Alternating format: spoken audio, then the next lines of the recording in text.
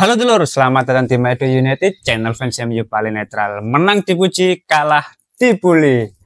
Hari ini kita kembali merayakan kemenangan bersama Manchester United saat melawan Bodo Glimt di kompetisi Europa League ronde kelima. Yes, 3-2 adalah skor yang bagus menurutku di laga debut Ruben Amorim di Old Trafford. Dan selama jalannya pertandingan menurutku cukup banyak momentum dari Manchester United.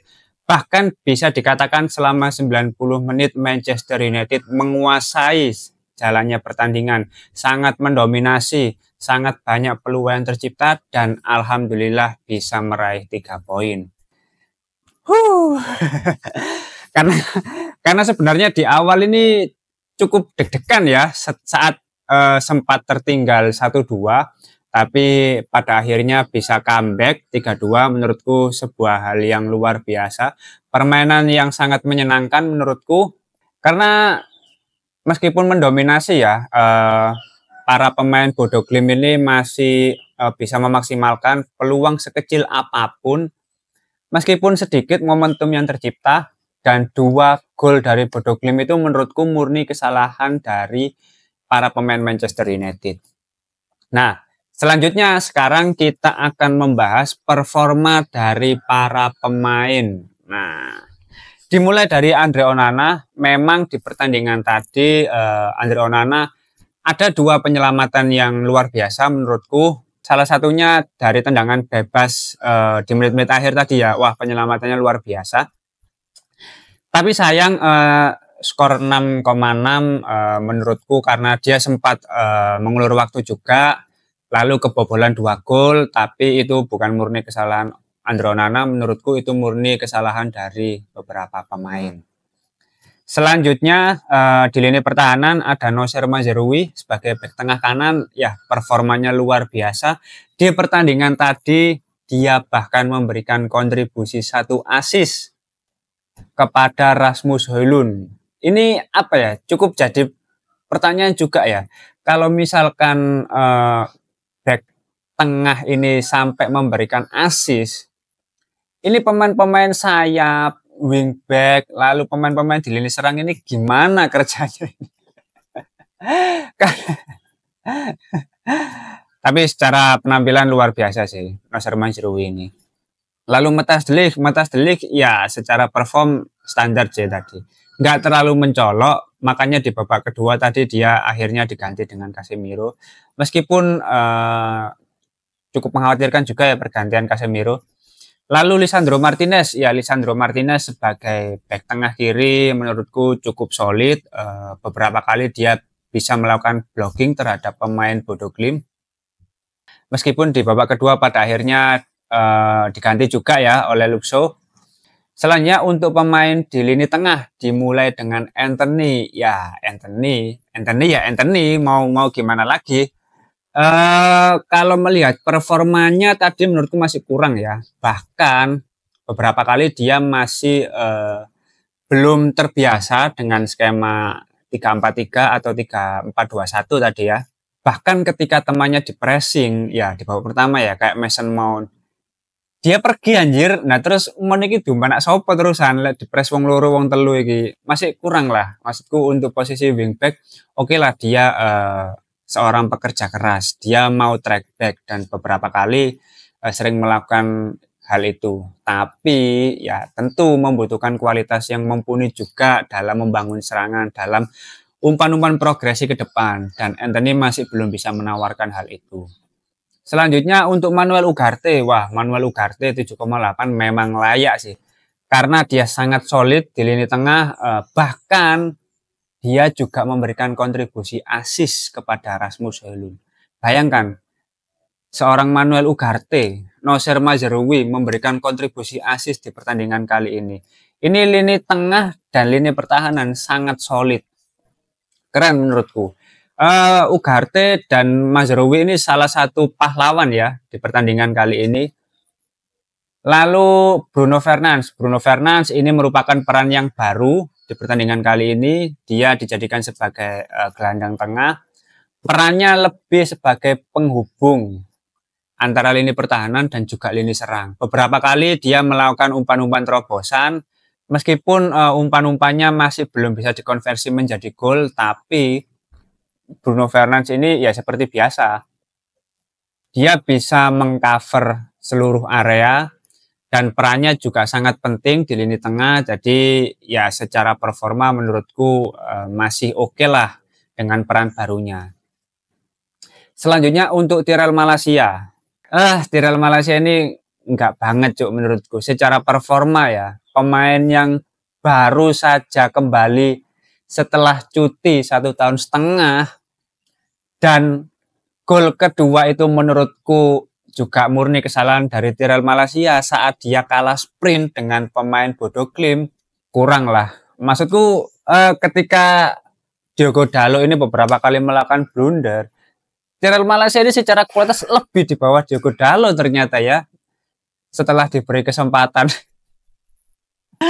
Aduh, untung sih esok comeback cuy. Coba gak comeback. Dia pas kegulan mari blundernya ngamuk-ngamuk. Fuck. Ngerasa dia itu salah. Itu gol kedua dari Bodo Glimt itu murni kesalahan Tyrell Malacia gitu loh. Makanya di babak kedua langsung diganti Diogo Dalot. Ruben Amorim sangat menyadari hal itu dan dengan sikap dia tidak ingin mengambil resiko lebih besar lagi.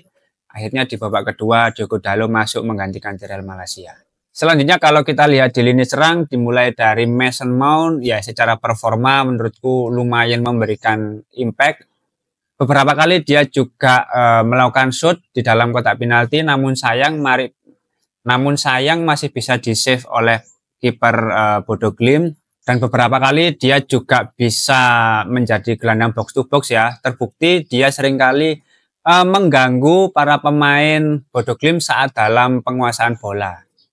Lalu dia juga cukup tangguh ketika di-press dengan pemain Bodo Glimt, 2-3 pemain dia masih bisa bertahan meskipun pada akhirnya kerebut karena tidak ada pemain di sekitarnya dan itu merupakan kesalahan dari Anthony.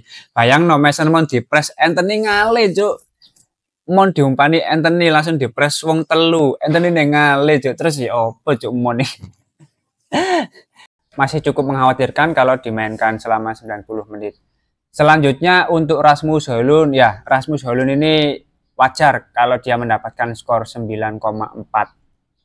Karena menurutku di pertandingan tadi dia adalah pahlawan paling berjasa di antara pahlawan-pahlawan lainnya. Dimulai dari menit pertama, pressingnya terhadap kiper Bodo Glimt akhirnya bisa membuahkan gol oleh Alejandro Garnacho ya. Harusnya itu wes di press balik nganggur. Lek Højlund cenga gol no hat-trick deh di pertandingan kali ini loh. Sumpah. Cuma balik langsung disamber Garnacho ya wis lah gak apa-apa lah. Højlund assist. Tapi itu merupakan kerja keras Rasmus Højlund yang luar biasa menurutku karena di gol kedua dan ketiga berkat umpan dari Nocer Manjroui dan Manuel Ugarte, Rasmus Højlund bisa menyelesaikan dengan sangat baik berkat kerja kerasnya dan ini terbukti ya. Kalau Rasmus Højlund mendapatkan suplai bola yang cukup, dia bisa memaksimalkan dengan baik peluang-peluang yang ada. Dan itu terbukti di pertandingan kali ini.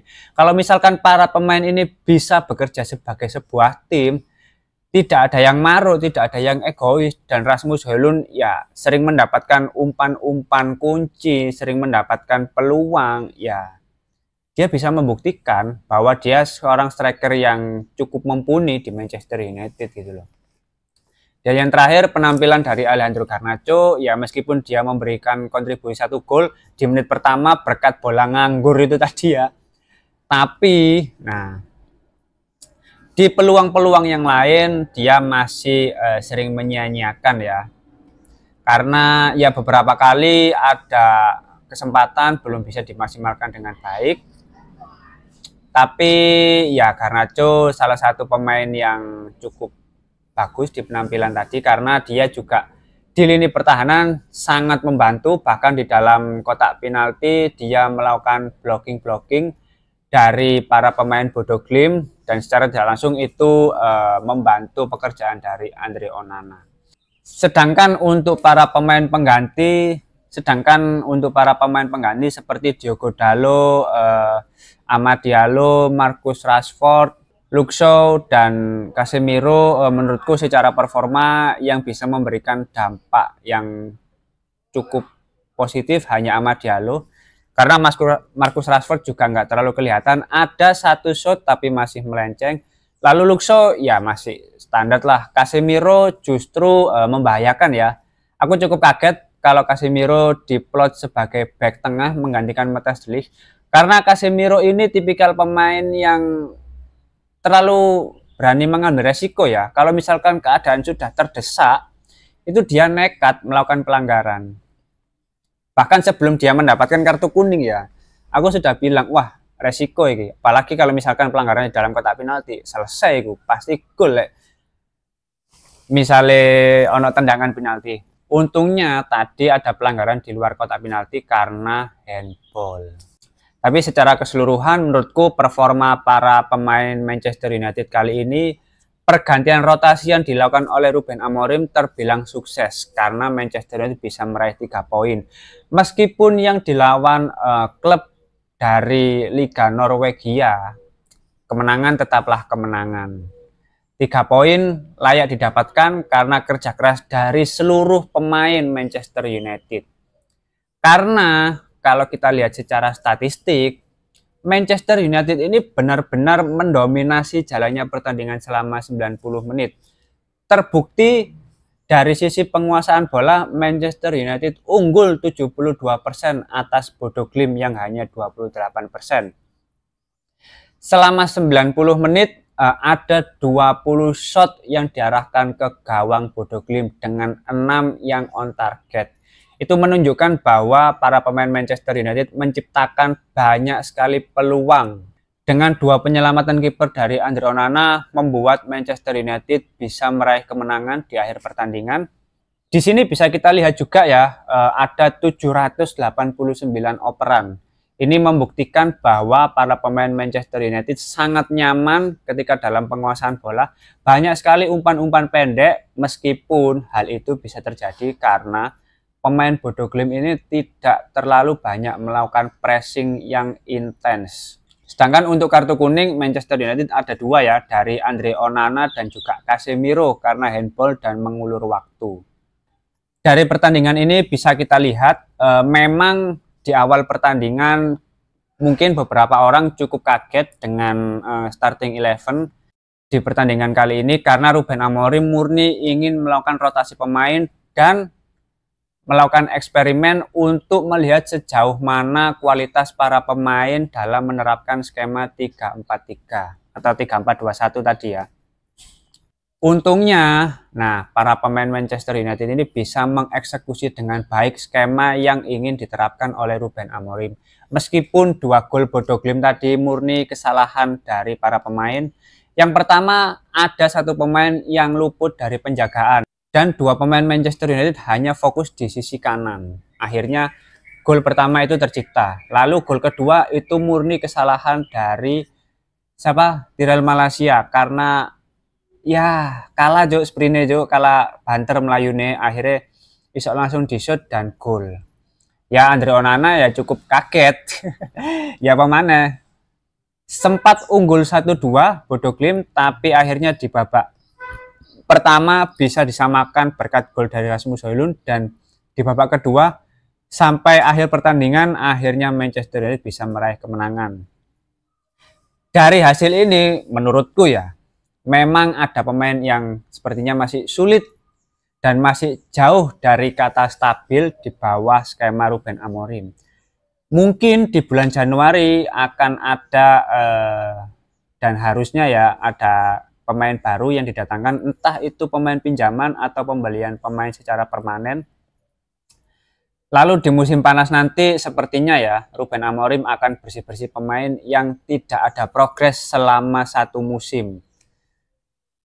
Dan mendatangkan pemain-pemain baru yang lebih kompeten. Karena kalau kita lihat posisi paling riskan itu di posisi kiri, di posisi back kiri, wing back kiri, ini masih belum ideal menurutku, masih belum ideal.